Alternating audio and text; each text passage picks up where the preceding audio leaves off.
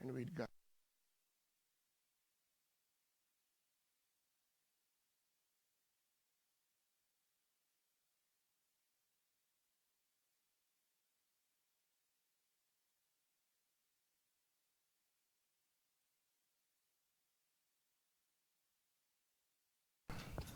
Well, good afternoon and happy Father's Day to all the fathers and father figures out there, everyone who mentors and impresses favorably upon the youth today. Happy Father's Day to you. So, as commissioned, I am about to read Psalm 128, and then I do have something today for the fathers. Psalm 128, a song of ascents. Blessed are all who fear the Lord, who walk in obedience to him. You will eat the fruit of your labor. Blessings and prosperity will be yours. Your wife will be like a fruitful vine within your house. Your children will be like olive shoots around your table. Yes, this will be the blessing for the man who fears the Lord. May the Lord bless you from Zion. May he see the prosperity of Jerusalem all the days of your life. May you live to see your children's children. Peace be on Israel. One of the points in here that is paramount to the commission of fatherhood is that it takes two to do the job. Even though the leading is incumbent upon the man, as commissioned by the Lord, he is given a spouse, a wife, to help him in that call. And so this next bit is something I wrote about one of our earliest fathers that we were told about in the scriptures, Adam, and his journey in manhood. I woke to a world untouched. No footsteps before mine, no shadows cast by greater men, no history to follow, only the command to build it. The earth was wild, untamed, raw with potential. I were given hands, and they were given the commission to shape it, to carve, to cultivate, to bring order where there was none. Strength was my birthright. Responsibility was my inheritance.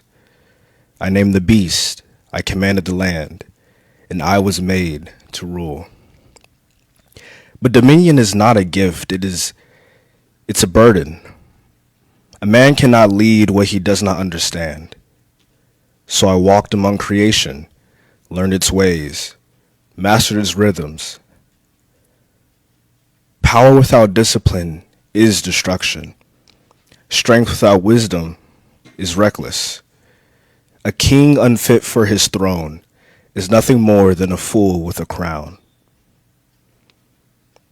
Yet even in it all, I ruled. There was still something missing. A man alone is strong, but a man with purpose, he is unstoppable. And so I was given her, not to serve me, not to bow down, but to stand beside me, a mirror of my will, a test of my patience, a reason to be more than I was yesterday. But with greatness comes the weight of choice, the burden of command. The moment came, a single decision that would decide everything. The choice to stand firm or to fall. And in that moment, I wavered. I hesitated. I allowed another voice to define my path. And so, I fell.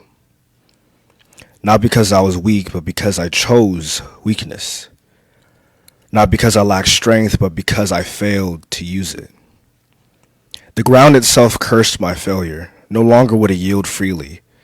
I would have to fight for every inch of progress. Sweat would be my price, pain my teacher. But I did not stay fallen. A man is not measured by the mistakes he makes, but by what he does after. I rose. I fought. And I became more than the sum of my failures. You were born into struggle. into a world that will not hand you victory. You will be tested, broken, tempted to surrender your strength to comfort. But remember, you were made to rule. You are not a mistake. You are not an accident. You are here to build, to master, to lead. I was the first to walk this path, the first to stand, the first to fall. But I learned, and now you will too. My name is Adam, eldest of earth, second born of the king, and this is my story. Thank you. Very good, Jerry. This with us, Jerry. Really appreciate those